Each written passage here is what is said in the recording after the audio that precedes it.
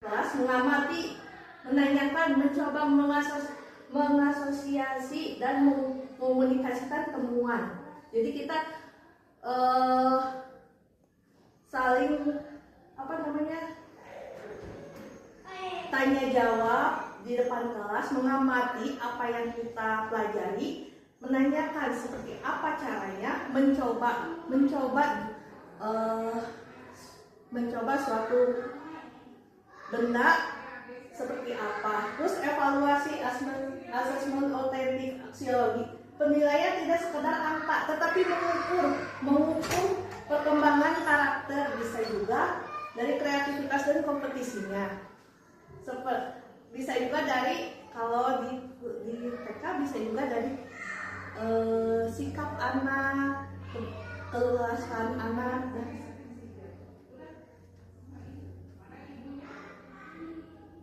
Filsafat ilmu bukan sekadar teori abstrak, ia adalah fondasi dan kompas bagi ilmu pendidikan, memberi eksistensi keilmiahan pada ilmu pendidikan melalui 3 pilar: ontologi, epistemologi, dan aksiologi.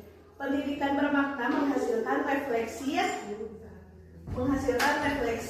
terus memperkaya diskusi filsafat.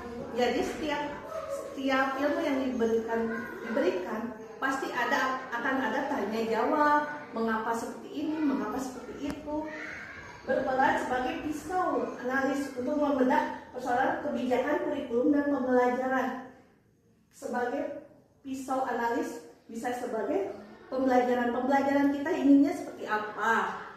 Apakah di lapang atau terjun langsung, disesuaikan dengan kebutuhannya. Sekian dari saya, terima kasih. Assalamualaikum warahmatullahi wabarakatuh. Nama saya Diana Nur Aisyah, NIM saya 877837639. Saya akan menjelaskan tentang filsafat ilmu dan kependidikan. Filsafat ilmu dan kependidikan yaitu studi fundamental yang mengkaji hakikat pendidikan, metode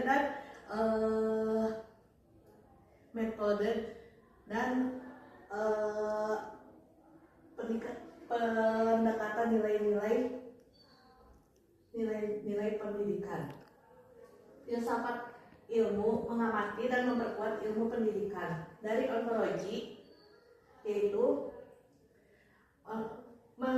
menegaskan pendidikan sebagai ilmu yang memiliki objek kajian nyata seperti siswanya, proses belajar, dan transformasi pengetahuannya. Kalau di epistemologi, memvalidasi metode penelitian, pendidikan kuantitatif dan kualitatif, standar kebenaran ilmiah dan studi pendidikan. Bisa jadi cara kita mengajar, metode yang digunakan apa, dan studi kasusnya seperti apa. Aksiologi menetapkan nilai-nilai luhur pendidikan, kemanusiaan, keadilan, kebebasan berpikir, dan pengembangan potensi peserta didik. Nah, pendidikan bermakna dalam memperkuat filsafat ilmu. Praktek pendidikan yang bermakna menghasilkan data, temuan, dan refleksi memperkaya diskusi filsafat ilmu.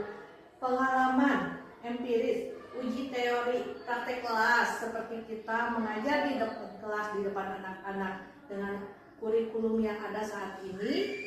Nah, itu menjadi pengalaman empiris dari uji teori. Refleksi guru, pernyataan filosofi.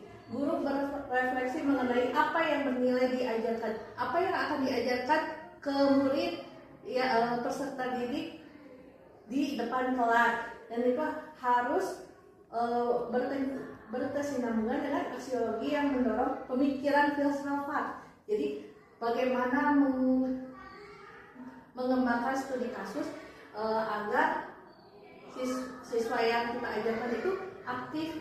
Terus inovasi pedagogi, ontologi baru, pendekatan pendidikan inklusif, memperluas konsep tentang siapa yang disebut subjek pendidik.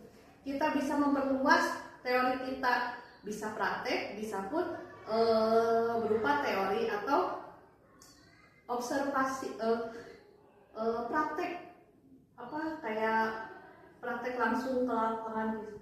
riset pendidikan, metodologi ilmu penelitian pendidikan, penyumbang metode apa yang akan kita pakai ketika kita akan mengajar di depan kelas, seperti misalnya praktek langsung atau dengan cara teori atau pendekatan dengan yang tema yang akan kita ajarkan.